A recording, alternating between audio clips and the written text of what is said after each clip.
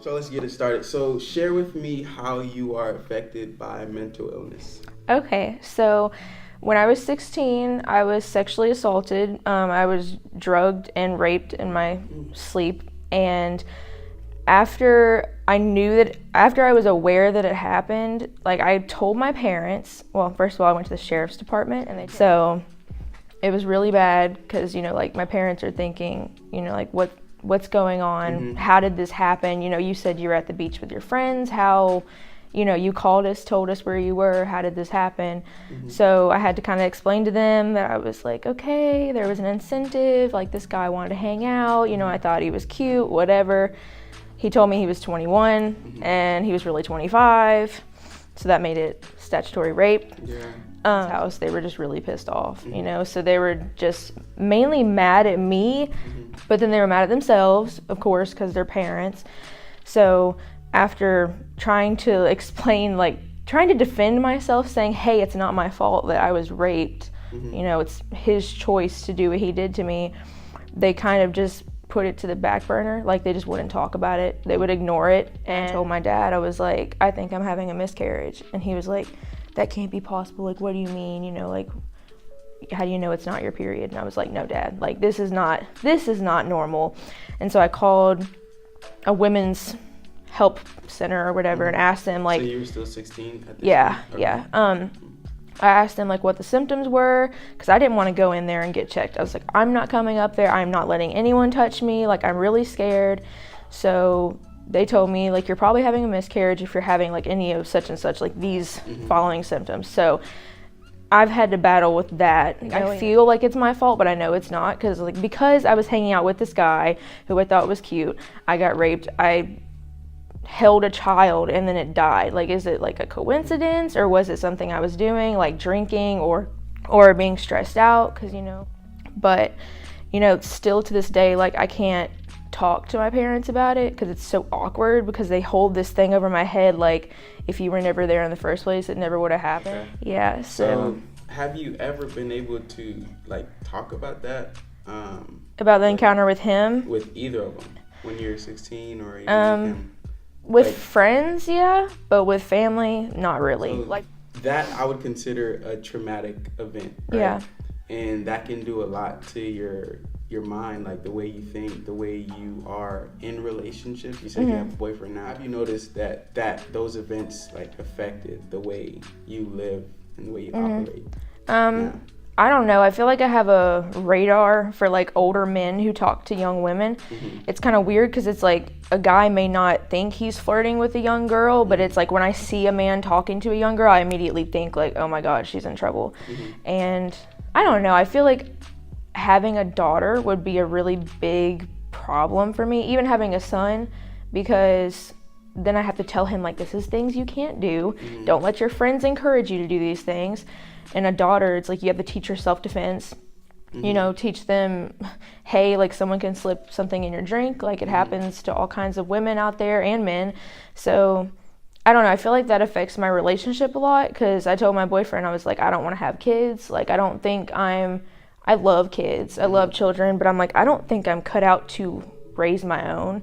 And he wants his own. And I'm like, okay, like we can make this work, but you have to work with me. Like it's going to be a lot of work for that. And sometimes, you know, my boyfriend will like touch me and I'll be thinking the wrong thing and I'm like, get off of me. And he's like, what did I do? And I'm like, just get off of me. And then I have to apologize. I'm like, it's not you.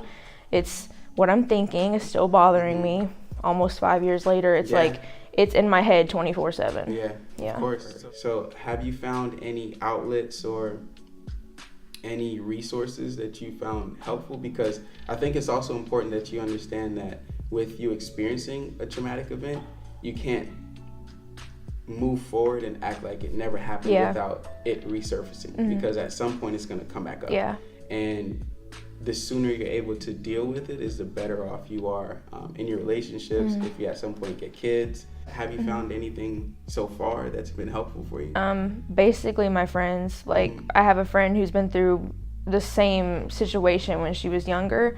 So it's kind of like if I need to talk to someone, I'll just call her and like freak out on the phone. You know, I'll just be crying and she just sits there and she's like, it's okay. You know, you can come over if you need to.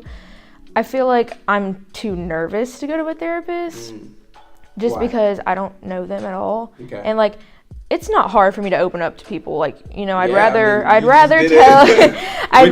tell my story and like help someone out than hold it in and be like, okay, well, no one's ever gonna know that I've been through it and that like it can happen to them too. Over the years, it's been a lot easier for me to talk about because my friends are so accepting of it. So my boyfriend was actually like my friend at the time when it happened the first time, and he was like the whole reason that I probably wasn't crazy afterwards, like didn't resort to drugs, didn't resort to self-harm, because he was like constantly on the phone with me, constantly telling me like, hey, it's gonna be okay. And like he loved me at the time, but we weren't together. So it was really important having like that person. I've been wanting to go to therapy. Especially like in the past few months because it's been like coming up so much. So my experience with like battling with my own mental health, I'm currently seeing a therapist, and I have been seeing a therapist for a while now. But I also do check-ins with my therapist just for maintenance. The thing is that we all have at least one person. Like science shows that we need at least one person we can be transparent and vulnerable with. But that's good. But then the second piece is that when you're able to speak to a professional, they can give you practical steps to help you throughout like healing and recovery. So now I realize, okay, that dark period of my life is there, and there's a little pinch point that I didn't address. But when I bring it to my therapist, I can say, okay, this is how I feel. How can I get out of this? How can I heal from this so that this doesn't follow me for the rest of my life? So I would encourage it. I'm not going to say go to therapy because, I mean, it's your choice. But that's one way to think about it. Like when you're sitting with a professional, not only are you releasing it and feeling liberated, but they're giving you practical steps and processes that can help you to recover from that. So it's one thing that you share. I would just want people to know like they're not alone. Like there's so many people out there who've been through almost the exact same situation that you wouldn't even believe that it could happen to somebody else. I think it's like 1 in 4 women are sexually assaulted in their lifetime. So no matter how it happens, it still happens, and it happens to way more people than we think it does. And a lot of people don't open up about it because they think they're being judged by other people.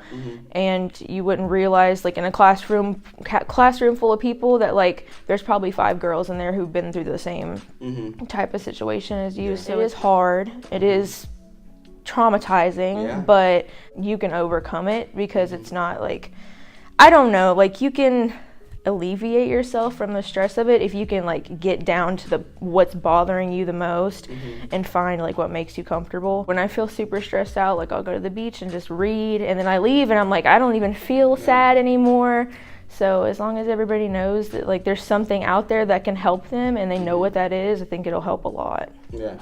And I would add to that it's not your fault. Yeah, absolutely. So, yeah, it's not your fault no matter what others may want you to think. The biggest thing is to like affirm yourself and like tell yourself it's not my fault, and repeat that over. It's not your fault. It's not your fault. Because when you feel like it is your fault, then it's even harder to get help. It's even harder to open up. So thanks for sharing. No problem. Yeah.